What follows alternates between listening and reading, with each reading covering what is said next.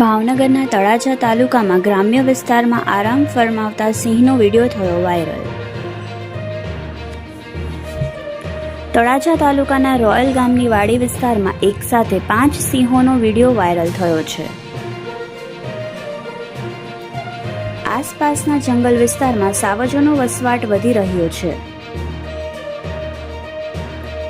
ખાસ કરીને તળાજા, મહુવા, જેસર અને પાલીતાણા તાલુકાના બૃહદગીર વિસ્તારમાં મોટી સંખ્યામાં સાવજો વસવાટ કરે છે।